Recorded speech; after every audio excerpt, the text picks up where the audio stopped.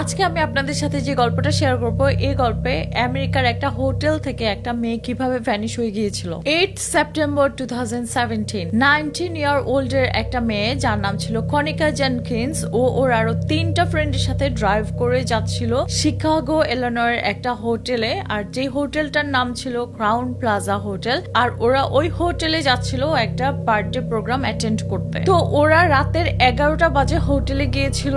এটা একটা late night birthday programme ছিল। আর যেই রুমে বার্থডে প্রোগ্রামটা ছিল সেটা হচ্ছে 926। তো ওরা যখন ওই রুমে গিয়েছে দেখে অনেক ক্রাউডেড, লাউড মিউজিক চলছে, মানুষ এনজয় করছে। যখন একজন আরেকজনের সাথে মিট এন্ড গ্রিট করছিল, অলরেডি কয়েকজন বলেছিল কনিকা অনেক ইনটক্সিকেটেড ছিল, ও এত বেশি ড্রাঙ্ক ছিল যে ও দাঁড়াতেও পারছিল না। তো রুমের এক কর্নারে ও বসেছিল। প্রায় রাত 3টার দিকে কনিকা আর ওর ফ্রেন্ডরা ডিসাইড করলো ওরা এখন হোটেল রুম লিভ করবে, বাসায় যে যার বাসায় চলে যাবে। তো যখন ওরা হোটেলের লবিতে গেল, কনিকা রিয়েলাইজ করে ওর গাড়ির চাবি আর ওর কার্ড উপরে রুমে রেখে আসছে হোটেল রুমে। তো ওর ফ্রেন্ডরা বলেছিল আচ্ছা তুমি বেশি ইনটক্সিকেটেড, তোমার হাঁটতে কষ্ট হচ্ছে, তুমি এখানে থাকো, আমরা গিয়ে তোমার কার্ড আর চাবিটা নিয়ে আসি। তো কনিকা ওই সময় হোটেলের লবিতে ওয়েট করছিল। তো এর মধ্যে ওর ফ্রেন্ডরা উপরে গিয়ে কনিকার পার্স আর যেখানে ওর চাবি ছিল, কার্ড ছিল, এগুলো নিয়ে নিচে আসলো। আর ওরা লবিতে এসে দেখে কনিকা ওখানে নেই। তো ওরা মনে করেছিল কনিকা হয়তো এর মধ্যে গাড়ির পাশে গিয়ে ওয়েট করছে। তো ওরাও সেম কনিকার গাড়ির কাছে গেল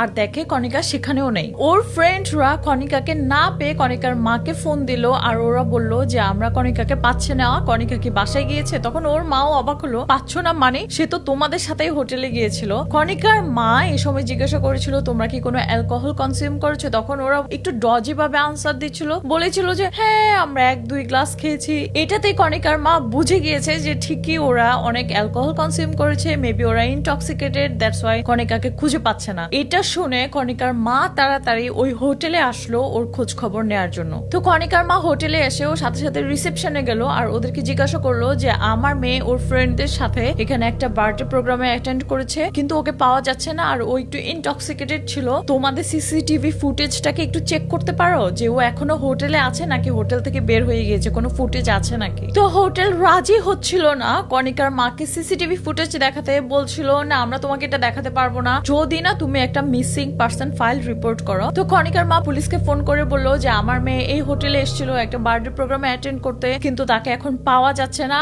আর হোটেলও আমাকে কোনো সিসিটিভি ফুটেজ দেখাচ্ছে না। পুলিশ এই কথা শুনে বললো আচ্ছা যেহেতু ও একটা বার্থডে প্রোগ্রামে অ্যাটেন্ড করেছে, মেবি ও হোটেলের অন্য কোথাও আছে, এটা তো একটা পার্টি। তারপর পুলিশও তেমন হেল্পফুল ছিল না আর বললো ও যেহেতু মিসিং হয়েছে বেশি সময় যায়নি, আরো কয়েক ঘন্টা যাক, এর মধ্যে তুমি যদি তোমার মেয়েকে না পাও তখন তুমি আমাদেরকে আবার কল ব্যাক করিও। তো এই সময় কনিকার মা একদম হতাশ হয়ে গিয়েছিল। তো কনিকার মা এভাবে হোটেলের প্রত্যেক ফ্লোরে যাচ্ছিল আর প্রত্যেক রুম নক করছিল যে কনিকা কোথাও আছে নাকি।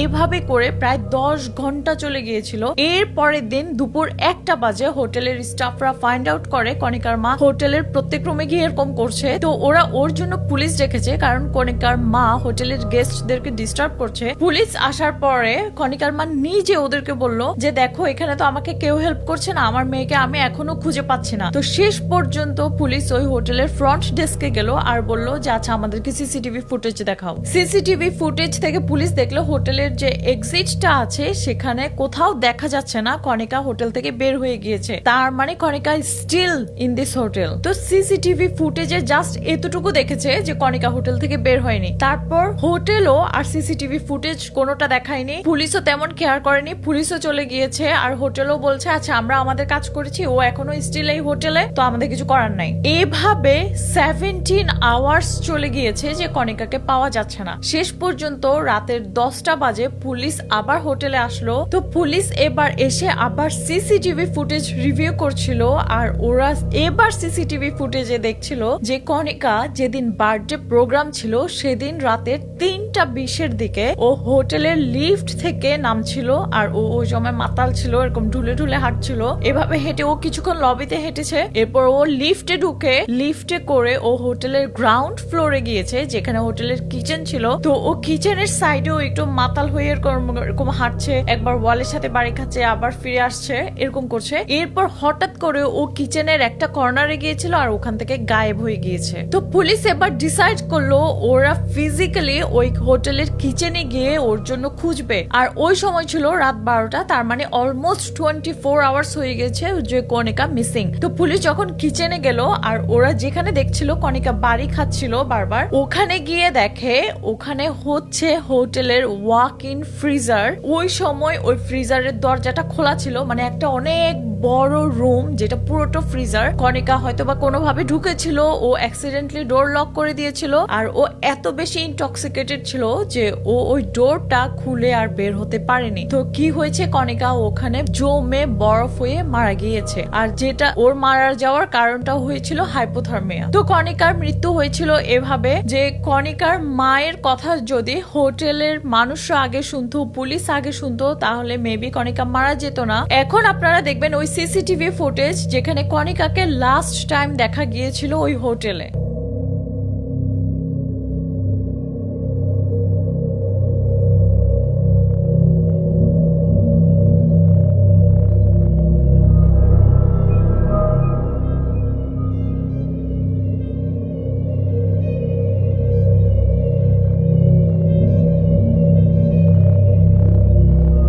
তো এটাই ছিল আমার আজকের ভিডিও ভালো লাগলে শেয়ার করবেন প্লিজ। আমার পেজে নতুন হলে পেজটা ফলো করতে পারেন। আমার একটা ইউটিউব চ্যানেল আছে যার নাম হচ্ছে স্বপ্ন ব্লগস।